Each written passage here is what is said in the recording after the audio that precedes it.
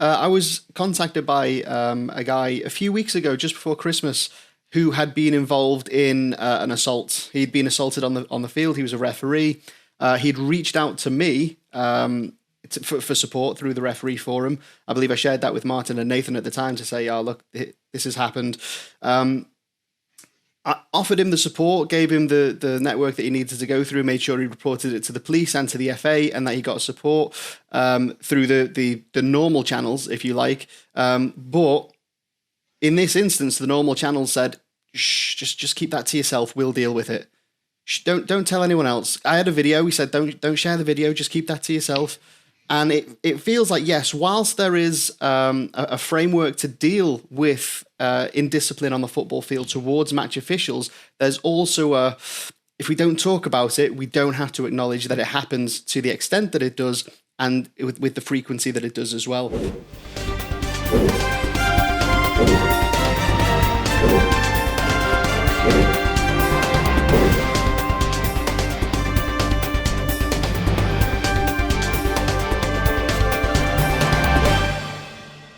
Hello, everybody. Welcome to the next edition of the Final Whistle podcast, our second since the lockdown and after Christmas. So thank you for all your comments and posts. And we'll announce the winner of the On The Line t-shirt later on in this podcast. But I really want to welcome you to something that means a lot to referees and the game in itself, which is the respect campaign that the FA has been having. Now, us as a charity have criticised the respect campaign in the past, thinking it could be a lot better than it is. But we always believed in the respect campaign as what it's trying to achieve. And so it's wonderful to be able to find out that Nationwide Building Society, if that's the right term to use, Chris, has got behind the respect campaign. And I think with all the perils that football's facing, from grassroots football right up to the top, having a company going to come in and support the respect campaign like Nationwide has, I think it's a wonderful message. And we really hope this can put the respect campaign back on the map and have the game coming back out of lockdown and much better games. So I'd like to introduce you to Chris Hull, who's amongst many things, he's a broadcaster. He works for a company promoting Nationwide, and also, interestingly, he's an ex-referee. So, ladies and gentlemen, can I welcome you to Chris Hull? Martin, welcome. Thank you for inviting me to the Final Whistle podcast, and thank you to you all. Welcome, Chris. It's really good to have you here, and good to finally meet you after hearing so much about the good work you've been doing. Well, as someone who has loved the game all my life, just like you guys, and been fortunate enough to work in football all of my career, I'm always thrilled to support Nationwide's efforts. I'm very open to all ideas, thoughts, and opportunities to grow Nationwide's Mutual Respect Awards that have just been announced this week, and also Nationwide support of the FA Respect campaign. And people can contact me directly. I'm very accessible through my details on Twitter at Mr. Chris Hull, or through the programme itself. But I really do appreciate the chance, guys, just to talk very briefly about the great synergy between the FA Respect campaign and also Nationwide, whose aim is to build a society based on mutual respect. Now, the Respect campaign, as you guys know, was launched in 2008, and its emphasis on the power of positivity is very important, starting in youth football for boys and girls. And that is where Nationwide support across the country comes in. 15 million members to spread that message to, around 650 branches to work with on the high streets in towns and cities across the country. And also Nationwide has a history in football, and I think is very much respected through football. And this new Nationwide Respect campaign and its brand new Nationwide Mutual Respect Monthly Awards, which have just been launched this week, have really been received extremely well. Brand new awards, and you can go onto Nationwide's Facebook page and you can nominate your grassroots respect hero. And the great news for you guys is that it's not just players we're looking for. We're looking for nominators to nominate young players under the age of 18, either boys or girls, coaches, parents, teams, but also referees. Because, as you mentioned, Martin, at the top of the programme, over 30 years, I've probably refereed over 1,000 games. I know you guys have probably done many, many more. I know what a lonely place it can be, but I know how important the figure of a referee is to creating a fantastic environment for everybody to enjoy. So that is why I really appreciate this opportunity to talk to you guys. Brilliant stuff there. It's really interesting to hear that you're a referee, but you're also a big football fan, aren't you? And you follow Blackpool, I believe. Yeah, some people would say that's a contradiction. I was going to say, sorry to hear that. Wow. Yeah. Just try to get Paisley bubble a little bit. Well, listen, we've got a great new owner, and we've got a fantastic supporter base at Blackpool, and that's where I was brought up with football. I actually started doing the hospital radio, which is the reason why I got into the media in the first place. I started doing the hospital radio when I was 13. And actually in that same year, I became a referee, and I took my Class 3 badge, as it was then, at the Blackpool Referee Society. And we had some wonderful people there. And I remember people like George Courtney and Keith Hackett and so many of the referees of that day coming to the Referees Association and our Blackpool Referee Society. The Argosy Club up on Grange Park in Blackpool, if anybody knows it. And we used to hold monthly meetings, but also weekly Monday meetings. And some great knowledge and some great people passing on their knowledge. Yeah, one of the great shames, I think, of the way that the refereeing has progressed between then, as you've just mentioned, to now, is the kind of implosion of referee societies and referees association branch meetings. Back in the day, I remember even when I first started in 2000 and let's say 4, 5, something like that, I'd go to a society meeting and there'd be dozens of people there. Now you've had so many branch closures, and the ones that still operate, unless they're doing really well, like the branch I'm at is Bootle RA, and it's a fantastic one. But there are many, like Ellesmere Port Referees Association, the one I first went to when I first started, had to close because numbers just dwindled until they went.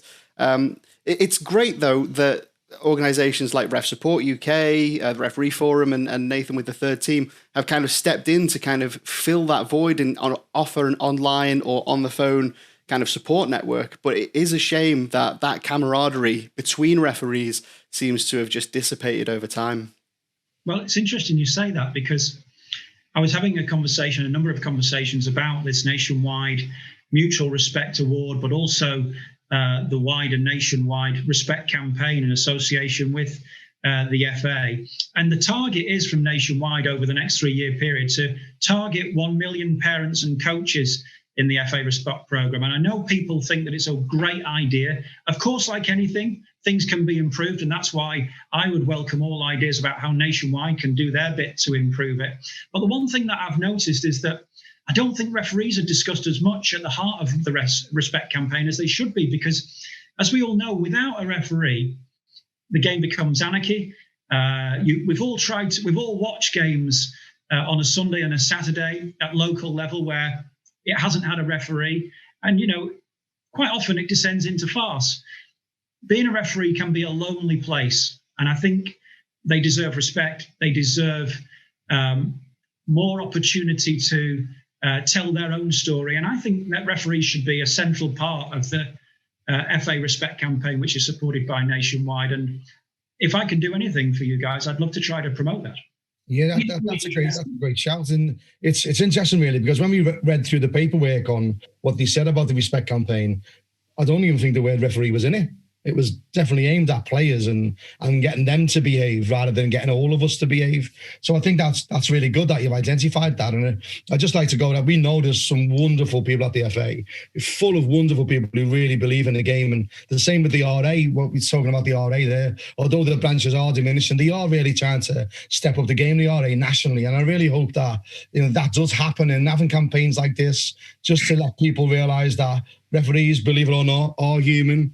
Referees, believe it or not, do really love the game. And one of the things that we really like to get out there is that when we do make a mistake, we do dwell on it and we do worry about it. People think if we make an error, and now with social media, it can pop up on a video anywhere. When we see it, we really do dwell on it. Some of us have restless nights. And it's interesting that with Nathan here, who's going to come in now, with the mental resilience side of it and the challenges referees face when they know they've made a mistake and they get criticised, it can be a big challenge, mate, can't it? Yeah, definitely. And I think that it's one of the big things that we try and obviously help them with, particularly with young newly qualified referees, because that's where probably one of your biggest losses that you would see in the statistics would occur within referees who might even do the 6 games. They might even get the end of the 6 games before they get the badge, and and they realise it's not for them, and it's because they haven't been helped or equipped with the tools that they need to deal with club officials, parents, spectators, even some of the players. There's not a great, obviously Chris there talking about qualifying at 13, and quite often, I wouldn't be surprised if Chris was to tell us that he'd refereed, players of a similar age to him. But when young referees are qualifying and they're taking games with players who are of a similar age to them, it can be very, very difficult for those to manage, for those guys to manage the games when they haven't had the chance to build up the management skills, because it's just the same as anything, really. When you start something new, you need that period of time to grow and to learn and to develop.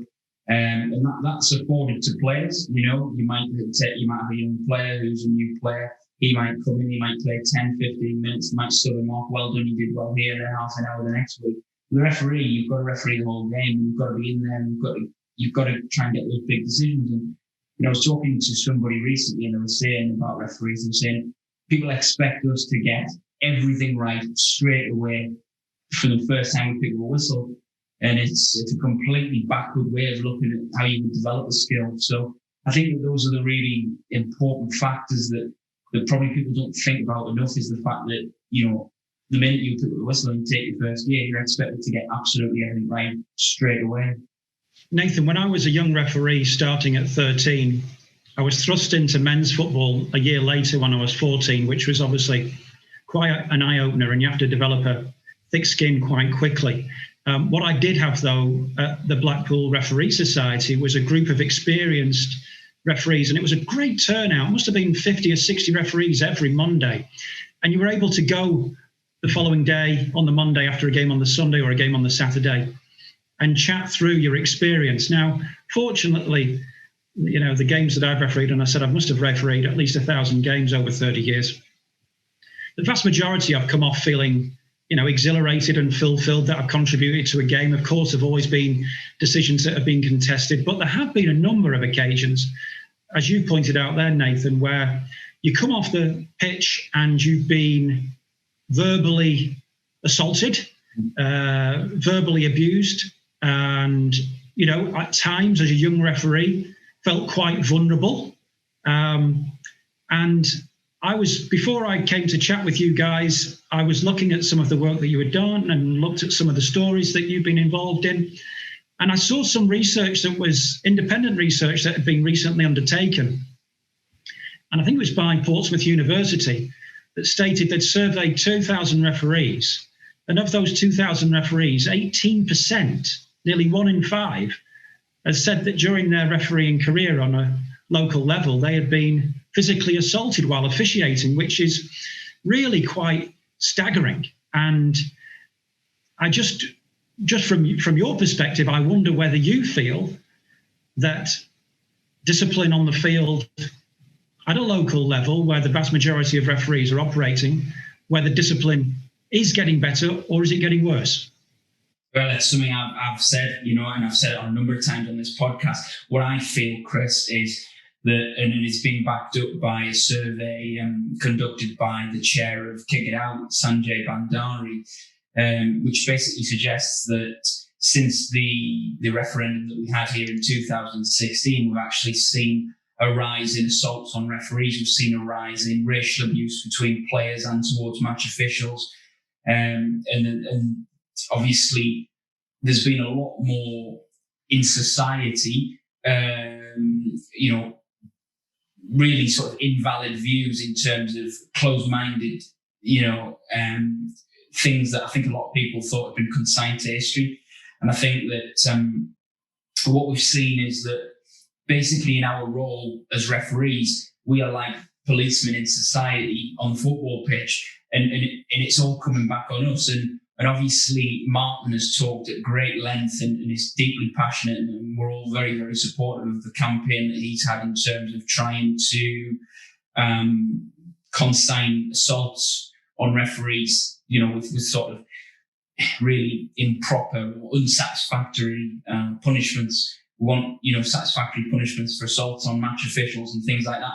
And all of these things have been on the rise since that in particular, and we've seen a real regression in terms of the conduct of players, and that's one of the sort of the key milestones and the key indicators that we've seen as a really negative thing, sort of particularly sort of in the last 5-6 years.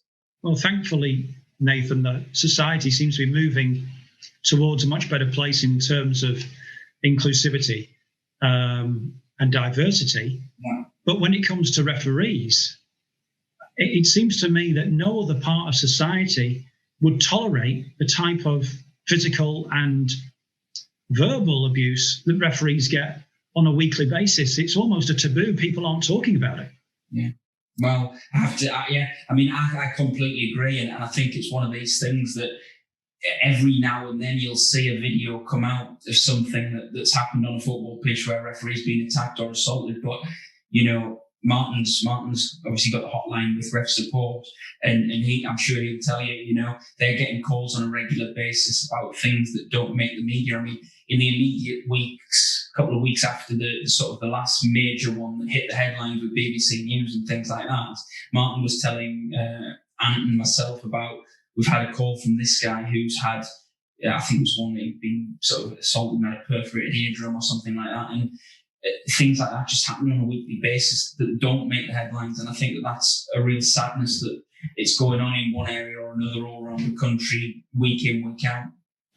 I was going to say, just that, to add on to that, I was contacted by a guy a few weeks ago, just before Christmas, who had been involved in an assault. He'd been assaulted on the field. He was a referee. He'd reached out to me for support through the referee forum. I believe I shared that with Martin and Nathan at the time to say, "Oh, look, this has happened." I offered him the support, gave him the network that he needed to go through, made sure he reported it to the police and to the FA, and that he got support through the normal channels, if you like. But in this instance, the normal channels said, "Shh, just keep that to yourself. We'll deal with it. Shh, don't tell anyone else." I had a video. He said, "Don't share the video. Just keep that to yourself." And it feels like, yes, whilst there is a framework to deal with indiscipline on the football field towards match officials, there's also if we don't talk about it, we don't have to acknowledge that it happens to the extent that it does and with the frequency that it does as well. And not just with assaults on referees, but also all forms of discipline within the football system, within the English FA, speaking from experience. It's all done behind closed doors and it's all very secretive. If a player is punished for a red card offence, if it's an extraordinary offence that has been committed that needed another misconduct report on top, very rarely will a referee be informed about the outcome of the disciplinary that player has had, unless the referee actively seeks out what happened afterwards, after the hearing, after the misconduct or the trial, whatever. It's forgotten about. It's like, don't worry about it. We sorted it out. Okay, well, what have you done? Don't worry about it. It's that sort of attitude towards discipline, this closed doors, the don't worry, wink, wink, we've sorted it out, that I feel needs to change, because if we don't talk about it, then it's not being acknowledged in the wider football community that it is in fact happening. All you need to do is have a look on social media. When a video is posted where a referee gets assaulted, if it's on a page that's not specifically for referees, many of the comments would go, "Oh, I'd love to do that to a ref." Or they'll tag their mates and go, "Oh, do you remember that ref that sent me off? I'd have loved to have done that to him." And it's things like that. Can you imagine if someone said that about a police officer? Said, "Oh, I'd love to smash a cop's face in," openly on a social media forum, on Twitter, on Facebook, YouTube, wherever. You have so many people condemning it, but it seems to have the opposite effect when it's a referee as the victim. Everyone's like, "Yeah, do you know what? God, I'd have loved to have done it." And all the other people that will just support that attitude, I think fundamentally is one of the things that really needs to change.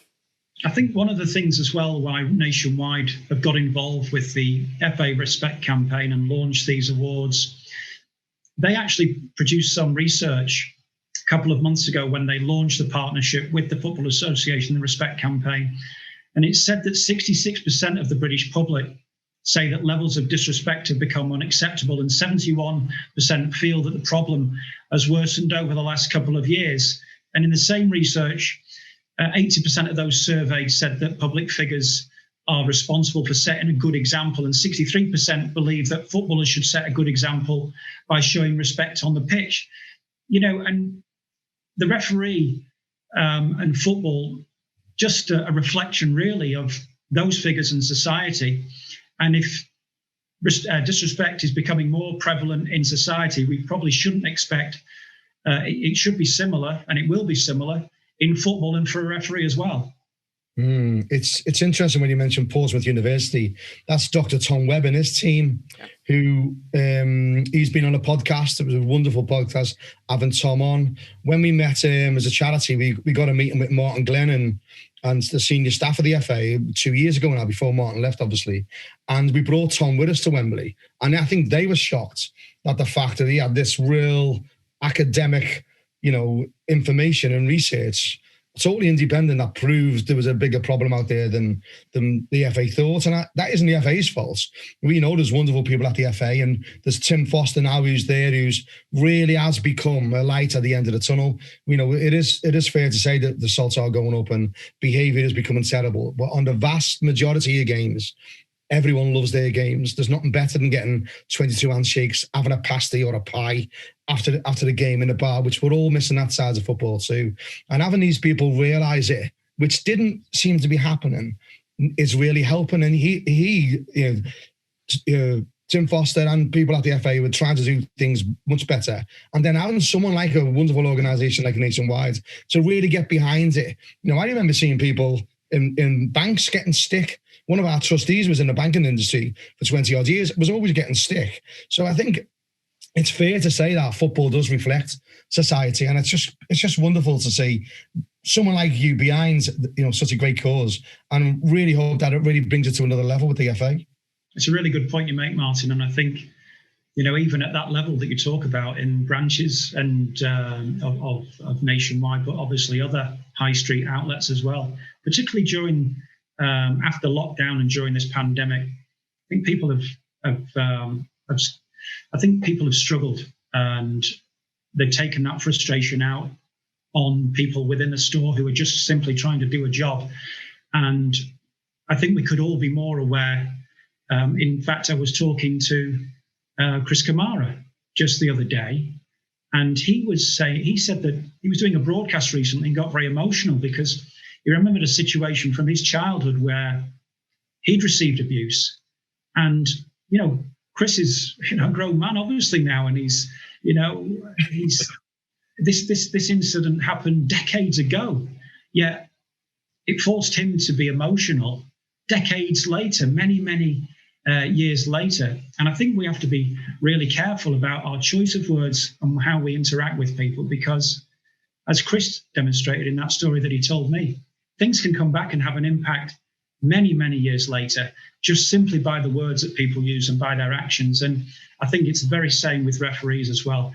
I remember as a young referee, and also a not so young referee, situations on the field of play, they can be in my mind for the next day, 2 days, week, couple of weeks. I'm thinking about the situation and how somebody's reacted to me, and how potentially unnatural that reaction was, and how unnecessary that reaction was.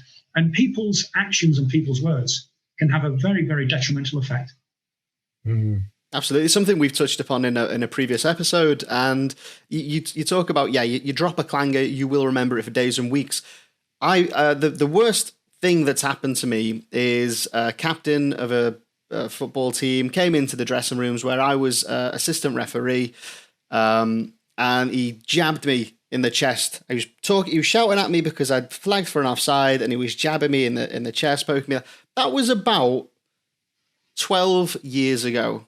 And I still remember so much of that incident because at the time, I didn't expect it. I was still very relatively new to refereeing. But when someone crosses the line to that extent, in terms of getting physical, getting hands-on with you like that, it's something that will stay with you so much more afterwards. Now, the referees that get more than a jab, the ones that get a slap or a kick or all this sort of stuff, they'll remember that for the rest of their lives. And that's something that I think, like you say, it needs to be acknowledged that, sure, the actions have consequences to a huge extent there, but so do words. You think you're just abusing a ref in one game with a throwaway comment, but that comment might be something that referee dwells on for a long time afterwards, and that's really mentally damaging in the short term and potentially in the long term with the effects of that. I think a lot of people just don't take the time to acknowledge that those words, even though they are throwaway comments most of the time, do have consequences, and people just, it winds me up that, again, things have been said to me when I've been a bit chunkier, being fat, and people have called me fat, and I've thought, you know what? Yeah, they're right. And that has had an impact on my kind of self-perception of how I look to the world. And at the time, I wasn't that fat. I'm well fatter now. But at the time, I was like, I've always been built big from the gym. And I was regularly going to the gym 4 or 5 times a week then, so I was in good shape. But it's one of those things when you're a bigger person, if they throw that at you, the body dysmorphia kind of thing in the back of your head will kick in and go, yeah, if they think you're fat, so does everyone else. And that's really, really gets in your head. I think it would really help if more players actually just tried to referee. I'm not saying necessarily take up the whistle, but actually just have the experience of trying to manage a game of 22 people. Because what they would realize really quickly is that referees love the game as much, if not more than they do. Mm-hmm. And when a referee leaves a match, he doesn't just forget about it. He just doesn't wipe the slate clean. If players think that referees go home and they don't think about the game that they've just refereed because they weren't, in inverted commas, involved in it and they weren't part of one of the teams, then obviously they're delusional and they are very misled, because referees take the game and their performance really seriously. And just like any performance of any individual in any occupation, we'll get mistakes, we'll make mistakes, we'll get decisions right, but we won't get everything right. And I think players need to understand that, we will take that back home with us and we will ruminate on it for a day, maybe a week, maybe longer. And as you pointed out there, an incident like that is still with you 12 years ago. And the insults that you received about your appearance, that would have affected your self-confidence and would have affected your performance on the field. We have to be really so careful with our actions, but particularly our words.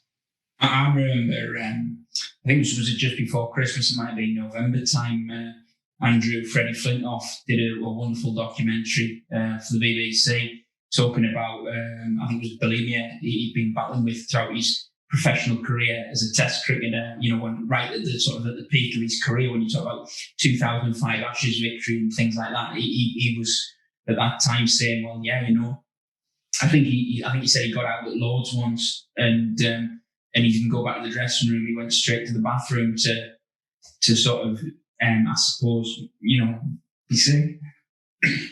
But I think it's really, really crucial that we think about a top level guy like Andrew, who can completely focus on cricket, but also have to deal with all of this stuff that's going on in the background. And I think that, as a referee, you're not just concentrating on your own performance, as you're concentrating on actually securing the safety of the 22 people on the pitch around you.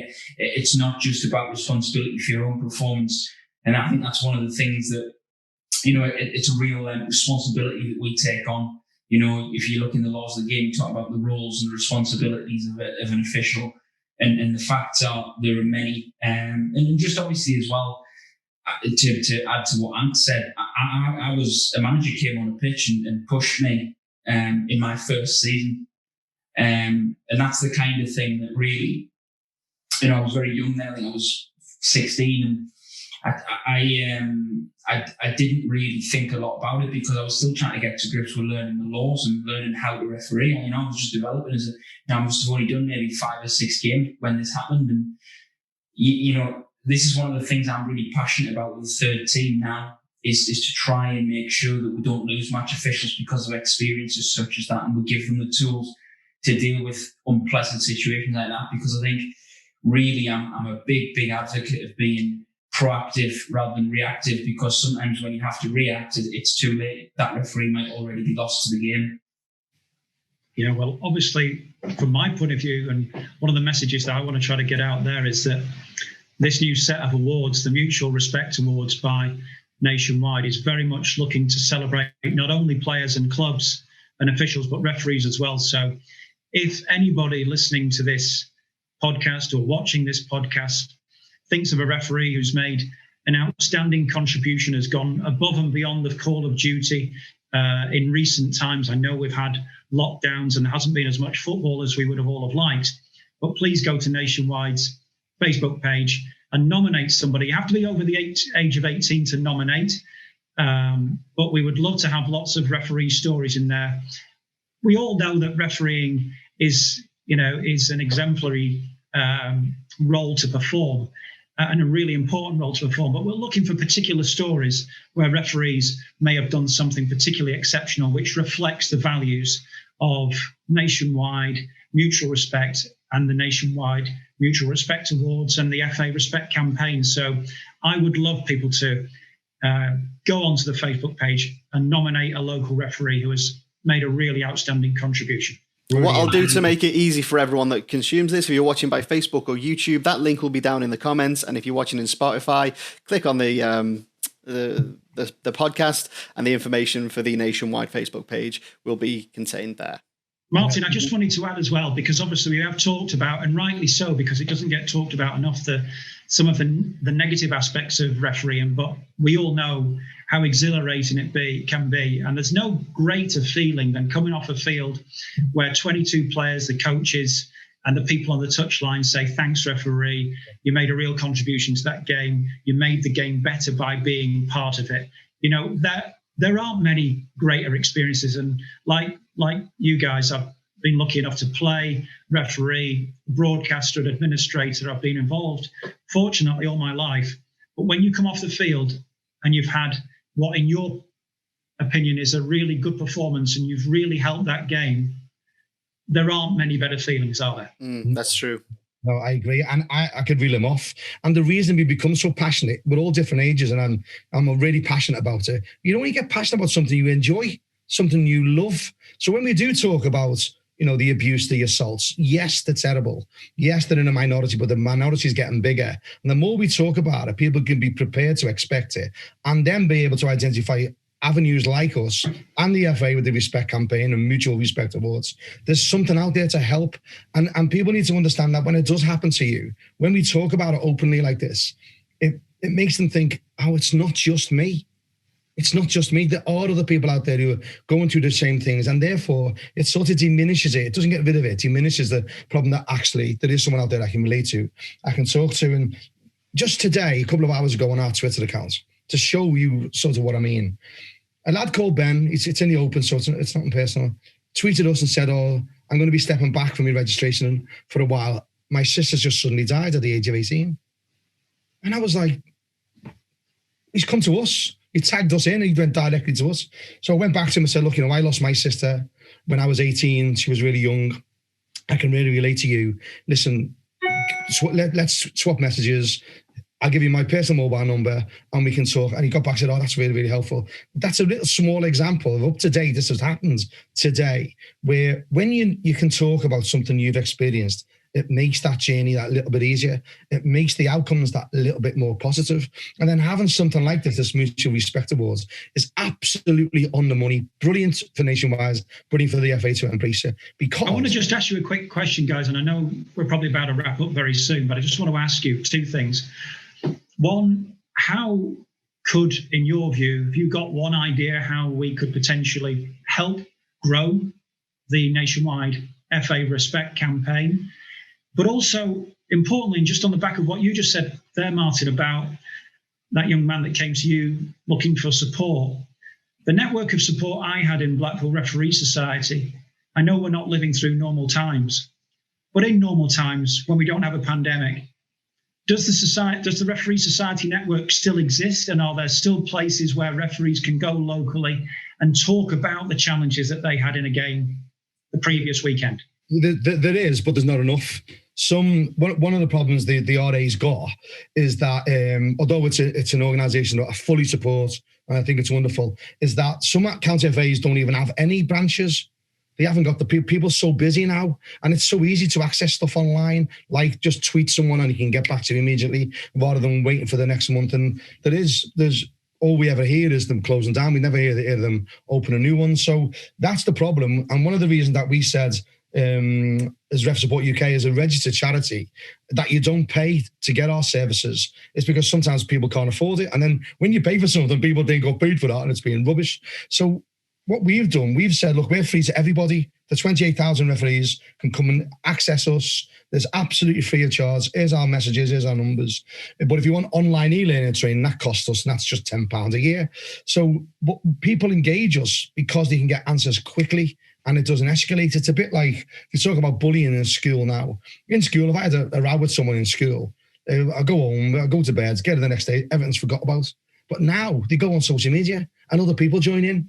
And then by the time you get back to school the next day, it's that much worse. So social media, although it's got its real bad points, we've seen it with Caroline Flack, bless her, and people like that, it's got some wonderful, wonderful ways of keeping connected in a positive manner. And that's what we aim at. One of the reasons that our three platforms have exploded, so especially over the last couple of years, is because there hasn't been that immediate support network to the referees locally for them. So they've not got the society meetings, they've not got the weekly kind of catch-ups. They're not, for a lot of the young ones coming through, haven't even got the monthly ones. They just won't join the society because they see it as old hat and they don't like it. But they've all got Facebook, Twitter, social media. So, I mean, the referee forum has got 8,000 likes and a group with 6,000 people. Ref Support, again, thousands of people liking the page, even more in that group. And I know my metrics are about a quarter of all of the people that engage with my channel are from the UK and the rest are from around the world. But even so, if we take the numbers there, thousands of UK-based referees are using my platform to interact with each other and share best practice and share match incidents and all that sort of stuff. That plugs a hole, but it doesn't completely fill that void. It will never replace that in-person chance to network face to face, chance to build bonds and build friendships and all that sort of stuff that you would get with something like that. So if there's anything that Nationwide and the FA are going to partner up and do, I'd love to see some sort of maybe quarterly or annual regional events where you can get to know the referees, the match officials, the managers, the coaches, just bring them all together. Obviously, in a global pandemic, these things become very, very difficult to do. But in terms of post-pandemic and a return to some form of normality, that would be a huge step in building bridges, because at the moment, coaches isolated from referees, isolated from anyone else in the games, volunteers, groundsmen, whatever you want, whatever your role is within the sport. Everyone kind of lives on their island, and these islands only come together during the game of football and then they separate again. Well, wouldn't it be fantastic if there was more interaction between them all? The only time I've ever spent time in the same room as a coach or someone that wasn't a fellow match official was on a safeguarding course. And that was like a couple of hours once every 2 or 3 seasons. And I would love it to be more interaction between the different groups of people, to say, we're not that different. Let's talk about what your frustrations are, what our frustrations are, how we can work together and make a mutual understanding of all the challenges that we face within the game and overcome them together, not as a group of referees, not as a group of coaches or a group of players, but all together as one single entity of people who love the game. Yeah, all participants. And we do our managers forums, Chris, where we've been doing it for a while. The Toolstation Western League is one of the leagues that's really embraced it. And we go to a club and we pay for the food and we pay for the venue, and the league pays for the free food and tea and coffee. And then we have managers up there on a forum and we ask them all questions, what do you like about us? What do we like about you, or what we don't like? And we have an envelope, and we put in the envelope 3 things. We write it even before the meeting starts, seals in an envelope, give it to a manager, it's an open end at the end of the meeting. We have a good hour and a half, really positive, talking about stuff we could do better as players and managers and referees. And then we write up what we've talked about on a flip chart. Then we say to the manager, open the envelope. And when they open the envelope, there's always 3 things in there. It's all, get the big decisions right, tell us when you're wrong, and communicate with us. Now, we then say, look, if we knew you were going to say that, We put it in an envelope before we started the meeting. And now you just said it. Where's the bridge? Why aren't we both know what you want. Why aren't we happy with each other? And I think with things like what Anthony just said, coming together where no one pays to go, you don't have to be a member of anyone. Just put on events, put good speakers on, of positive engagements. That'll really, really work. Nathan, did you have a thought on that? Yeah, well, that's one of the things I was going to say, and I think Martin touched on it just there.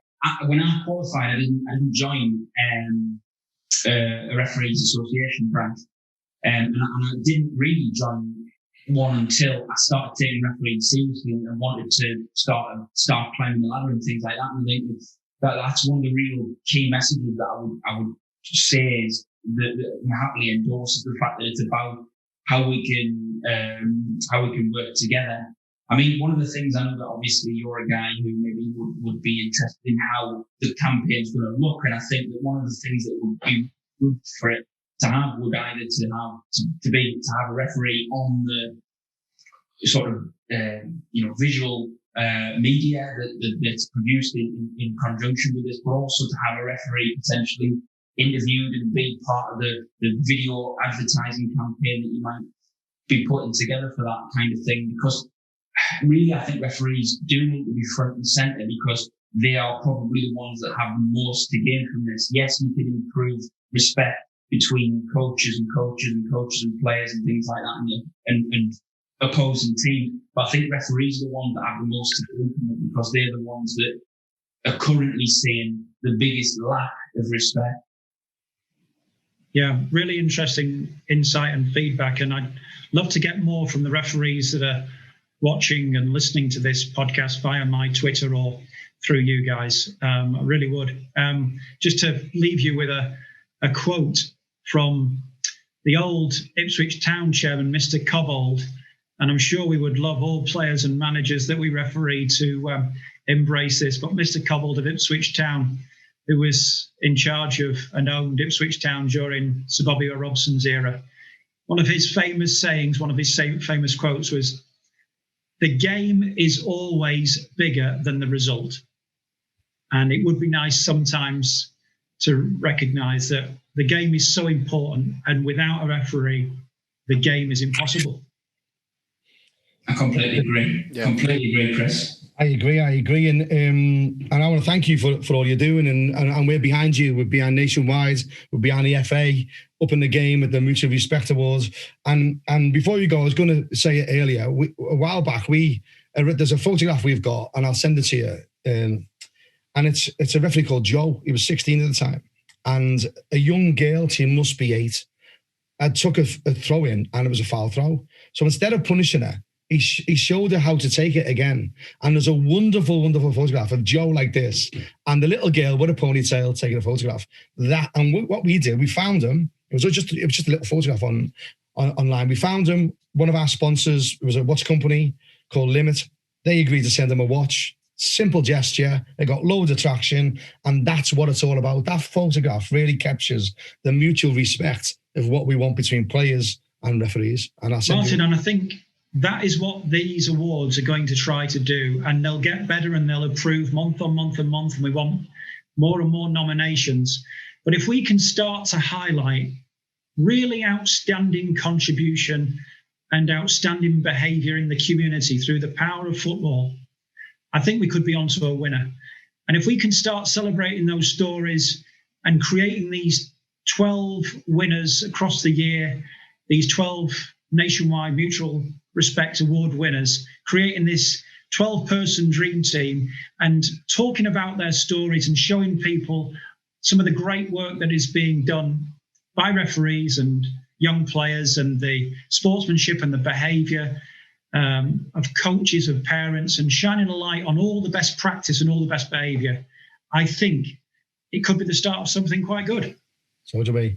Fingers crossed. All the best for the Chris. Thank you so much, guys. Good luck. Thanks very much, and see you all on the next episode of Referees the Final Whistle.